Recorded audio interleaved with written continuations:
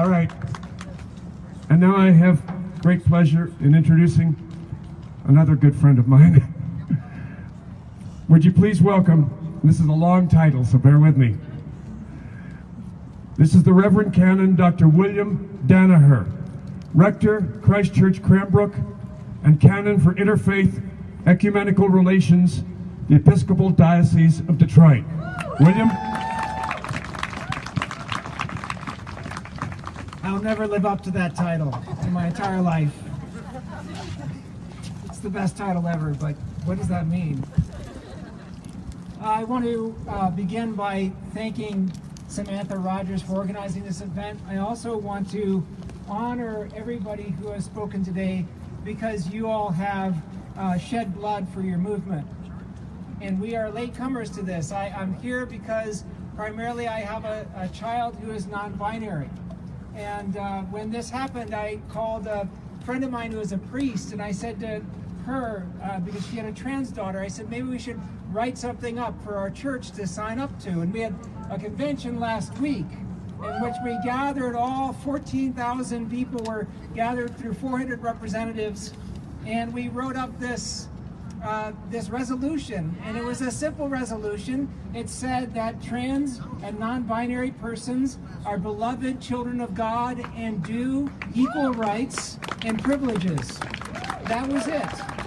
And we put it up at the last minute, and we were terrified because even though we're a small church, the machinery of these things take forever.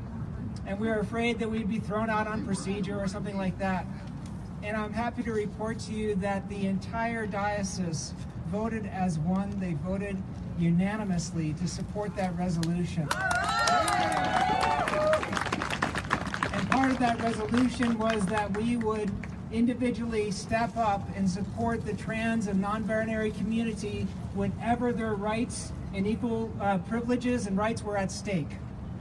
So we are here today to remind you that we are here. We have some others from our local churches. If you can welcome them, they'll raise their hands, and to see them and to thank them for being here as well. And I also want to say just a couple of things, because I know that you've had a lot of politicians here today, and I'm not a politician, and I try to be studiously non-aligned, but I can't imagine any other rally I'd rather be at, and I can't imagine voting in a way that would depart from the consensus that I hear today. So I do want to say that. But also I want to say is that this movement in our church, the changes that we experienced, happened because the trans and non-binary community came forward and identified themselves to us. You allowed us to see the face of God, because we need each other to see the face of God. And you allowed us to be changed by that information. And once things have been seen, they cannot be unseen. And once things have been seen that have been hiding in plain sight for generations, they cannot be denied. And once things have been seen, they invite us to see ourselves differently and more compassionately and as better human beings. And finally, once we see things, we usually see a world that is much larger than we can ever imagine.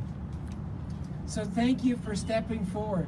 Thank you for allowing us to stand with you. Thank you for shedding so much blood and so much sweat and so much tears to make sure that your identity is something that is recognized and accepted and celebrated and lifted up by so many. God bless you.